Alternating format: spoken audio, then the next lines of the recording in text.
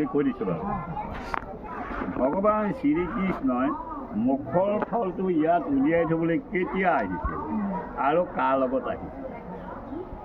ভগৱান শ্ৰীকৃষ্ণই ৰুক্মিণীক হৰণ কৰিছিল বুলি আমি সকলোৱে জানো তেওঁ ৰুক্মিণীক হৰণ কৰিছে ৰুক্মিণীক হৰণ কৰি তেওঁ কুণ্ডিলৰ পৰা যেতিয়া দ্বাৰকালৈ যাবলৈ আহিছিল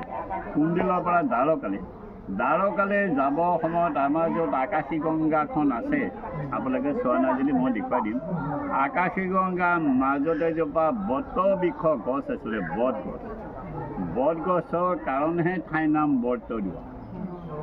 বটদুৱা নামটো আমি ক'ত পালোঁ বটগছৰ কাৰণে মই বটগছজোপা কি হ'ল লাষ্টত মই সেইটো কৈ দিম বটবৃক্ষ গছৰ তলত ভগৱান শ্ৰীকৃষ্ণই দ্বাৰকালৈ যাব সময়ত ৰুক্মিণীক লৈ নামিছিল আৰু বহিছিল তেওঁ যেতিয়া বটবৃক্ষ গছৰ তলত ৰুক্মিণীক লৈ দ্বাৰকালৈ যাব সময়ত নামি বহিছিল সেইটো সময়ত আকাশী গংগা নাই তাত পানী দুনি একো নাই সেইখন শুকান এনেকুৱা বাকৰি আছিলে কিয়নো ভগৱান শ্ৰীকৃষ্ণ হৈছে দ্বাপৰ যুগত আকাশী গংগাখন শংকৰদেৱে নমাই নিছে কলি যুগৰ পৰা দ্বাপৰ যুগলৈ 600 বছৰ অধিক সেইকাৰণে শিলিখাজোপা বয়স 600 বছৰ তেওঁ যেতিয়া আকাশী গংগা এটা মই পিছত কৈ আছোঁ আপোনাৰ প্ৰশ্নবোৰ বটবৃক্ষ গছৰ তলত নামি বহিছিল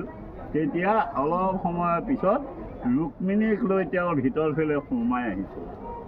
তেওঁ ভিতৰ ফালে যেতিয়া ৰুক্মিণীক লৈ সোমাই আহিছিল ভগৱান শ্ৰীকৃষ্ণৰ মুখতে এটা ফল লৈ চুবাই আঁকি আছে ৰুক্মিণী তেওঁৰ লগতে আহিছে ৰুক্মিণী একো গমেই নাপায় আৰু ভগৱান শ্ৰীকৃষ্ণ ৰুক্মিণীক লৈ যেতিয়া ইয়ালৈ আহিছিল তেতিয়া এইখন বৰদোৱা বটদুৱা আমি একো নাজানো তেওঁ ভিতৰ ফালে সোমাই আহি য'ত শিলিখাজোপা দেখিছে ইয়াতে মুখত লৈ অহা ফলটো উলিয়াই থৈছিল তাৰ পৰাই শিলিখাজোপাৰ জন্ম হৈছে